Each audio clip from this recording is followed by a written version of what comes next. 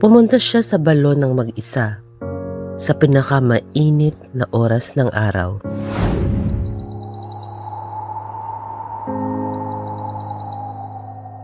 Isa siyang babaeng Samaritana, iniiwasan, hinuhusgahan at hindi pinapansin.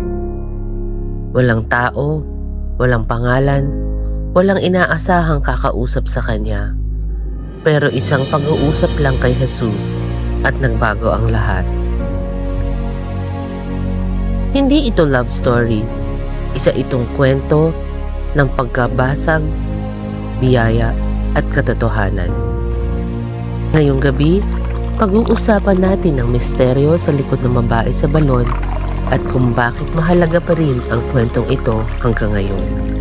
Tuklasin natin ang kanyang kwento, ang babaeng Samaritana sa balon, ang babae na nakipag-usap kay Jesus at natagpuan ang tunay na tubig na nagbibigay buhay. Dito lang sa Babae Naman.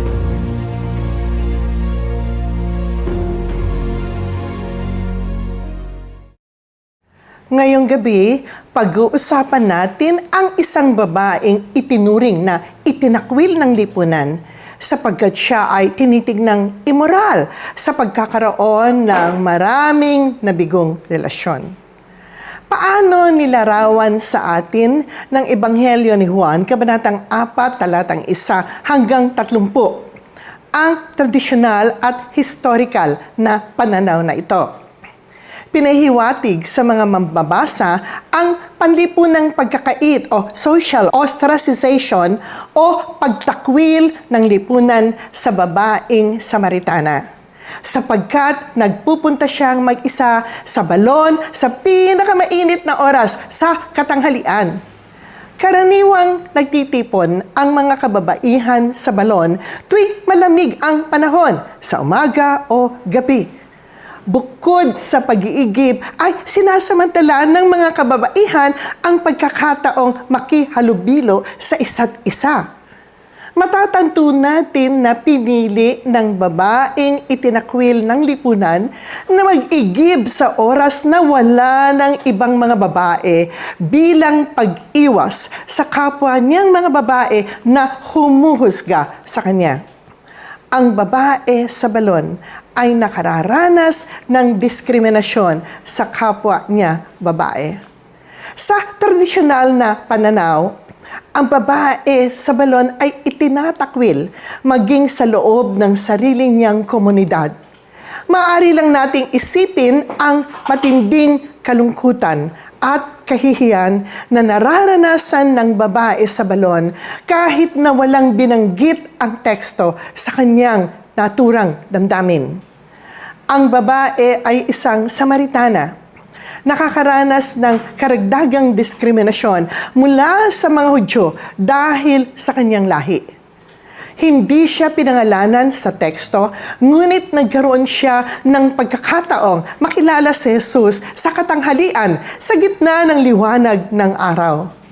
Sa kanyang pakikipag-usap sa babaeng Samaritana, si Jesus mismo ang nagbigay ng dahilan kung bakit dinidiskrimina ang babae.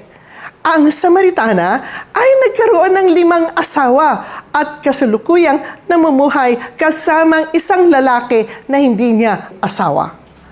Ito ang pinakamatingkad na bahagi ng negatibong interpretasyon na madalas na ginagamit upang ituring ang Samaritana na malaswa o isang babaeng nakikiapid na patuloy naghahanap ng pag-ibig at kasiyahan sa mga maling relasyon.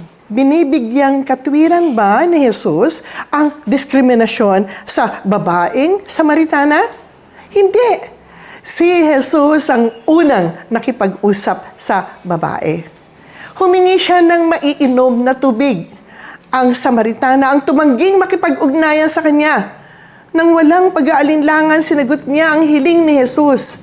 Kayo'y Hudyo at Samaritana ako, bakit kayo humihingi sa akin ng inumin? malinaw niyang kinilala ang malaking agwat sa pagitan ng mga Hudyo at mga Samaritano. Tinanggap na rin niya na hindi siya karapat-dapat bigyan ng pansin dahil kung sino siya. Niyakap niya ang pagtanggi ng mundo sa kanya. Tinanggap na niya na wala siyang halaga. Binigyan tayo ng teksto mula sa Juan, kabanatang 4, talatang 1 hanggang 30, nang paalala na ang mga Hudyo ay hindi gumagamit ng mga tasa at mangkok na ginagamit ng mga Samaritano. Kaya bakit nilalabag ni Jesus ang mga kautusan ng mga Hudyo sa pagkakataong ito? Hindi bababa sa 2 kautusan ang nilabag ni Jesus dito. Una, siya ay isang Hudyo at hindi siya dapat nakikipag-usap sa isang Samaritano kahit na ito ay paghingi lamang ng maiinom. Pangalawa, bilang isang lalaki, hindi siya pinahihintulutang makipag-usap sa mga babae nang wala ang kanilang mga asawa. Maaaring sabihin natin na uhaw si Jesus, kaya napilitan siyang labagin ang kanilang kautusan. Nalagay siya sa isang kabalintunaan ng sitwasyon sapagkat isang Hudyo ang biglang nangangailangan ng tulong mula sa isang Samaritano at mas malala pa mula sa isang Samaritanong babae. Ang pakikipag-ugnayan ni Jesus sa isang babaeng Samaritana ay patunay na ang kanyang pagtanggap sa mga tao ay hindi nakabatay sa mga pamantayan ng mundo. Hindi hinahatulan ni Jesus ang mga tao batay sa kanilang lahi, kasarian o moralidad. Sa pakikipag-usap sa kanya, sadyang binuwag ni Jesus ang malalim na mga hadlang sa etniko at kasarian na nagpapakita ng kanyang mensahe ng kaligtasan ay nangingibabaw sa lahat ng ganoong uri ng pagkakabahabahagi. Ginamit niya pakikipag-ugnay sa Samaritana upang ipakilala ang kanyang sarili bilang Mesiyas. Hindi lamang sa mga Hudyo, kundi pati na rin sa mga Samaritano at sa buong mundo. Inalok niya ang babae sa balon ng tubig na nagbibigay buhay. Isang metapora para sa buhay na walang hanggan na makakamit ng sinumang nananalig sa kanya. Sa halip na hatulan siya, sinalubong siya ni Jesus ng habag, biyaya at mapagmahal na kaalaman tungkol sa kanyang buhay. Binigyang diin nito ang nakaraan ng isang tao hindi hadlang sa pagtanggap ng pag-ibig ng Diyos at isang bagong simula. Si Jesus ay hindi basta sumuko. Pinili na niya ang Samaritana sa kabila ng kanyang nakaraan. May nakita si Jesus sa kanya na makakatulong sa pagpapalaganap ng mabuting balita ng kaligtasan. Sinabi niya sa kanya, ang sino mang umiinom ng tubig na ito ay muling mauuhaw. Ngunit ang sino mang umiinom ng tubig na ibibigay ko sa kanila ay hindi na kailanman mauuhaw pa. Ang tubig na ibibigay ko sa kanila ay magiging sa kanila isang bukal na magbibigay sa kanila ng tubig na nagbibigay buhay at magbibigay sa kanila ng buhay na walang hanggan. Agad na naunawaan ng babaeng Samaritanang inaalok ni Jesus sa kanya at walang pag-aalinlangang humiling na maligtas siya. Ginoo, bigyan niyo po ako ng tubig na yan upang hindi na ako muling mauhaw at hindi ko na kailangang pumarito pa para umigib ng tubig. Pagkatapos ng kanyang enkwentro kay Jesus, ay lumakad siya agad upang magpatotoo. Ang kanyang mabilis at epektibong pagpapahayag ng mabuting balita na naging dahilan upang manampalataya kay Jesus ang marami sa kanyang bayan, ay nagpapahiwatig na tinanggap ng mga tao ang kanyang patotoo dahil nakita nila ang kanyang pagbabago. Ang kwento ng babae sa balon ay nagsisilbing diin sa nagbabagong kapangyarihan ng biyaya ng Diyos. Nang tinagpo siya ni Jesus sa kanyang pinakamababang sandali, pinatawad siya nito ng walang paghatol at ginamit siya upang ipakalat ang kanyang mensahe ng pag-ibig ng Diyos. Sa madaling salita, pinili ni Jesus ang babaeng Samaritana upang maging isang makapangyarihang halimbawa ng kanyang misyon. Ang hanapin at iligtas ang mga nawawala at ipakita na walang sino man ang hindi maaabot ng mapagligtas na pag-ibig ng Diyos. Tayong lahat ay manalangin. Dakilang Panginoong Diyos, turuan mo kami na huwag kaming maging judgmental. Nabuksan namin ang aming puso, ang aming isipan, at ang pintuan ng aming simbahan sa lahat ng uri ng tao. Na huwag naming huhusgahan ang tao dahil sa kanyang nakaraan, dahil sa aming naririnig na tungkol sa anumang mga ginawa ng taong iyon. Sa halip, Panginoon, maging halimbawa namin si Jesus sa aming pakikitungo sa ibang tao. Natanggapin namin ng tao kung ano sila. Ngunit sa pamamagitan ng kapangyarihan ng pag-ibig ng Diyos ay kaya silang baguhin ng Panginoong Diyos. Hindi kami, Panginoon, na magpapabago ng tao. Panginoong Jesus lamang ang may kapangyarihang magpabago ng tao. Gamitin mo kaming daluyan, Panginoon, ng pagbabago ng mga tao sa pamamagitan ng aming pagbabahagi ng pag-ibig ng Diyos. Hindi lamang sa aming salita, kundi sa aming mga gawa. Sa iyong papulit pasasalamat namin sa makapangyarihang pangalan ni Jesus. Amen.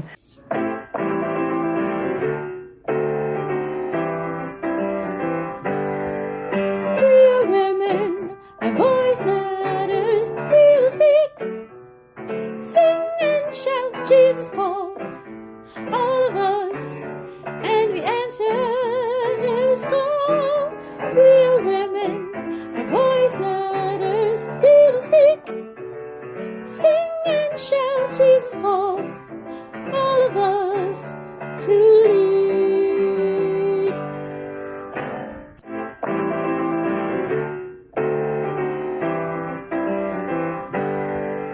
We are women, our voice matters. We will speak, sing and shout, Jesus calls all of us, and we answer His call. We are women, our voice matters. We will speak, sing and shout, Jesus calls all of us to lead.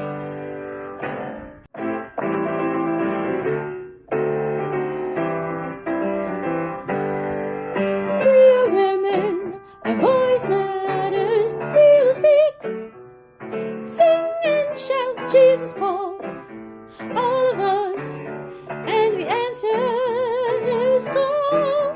We are women, our voice matters. We will speak, sing and shout, Jesus calls all of us to lead.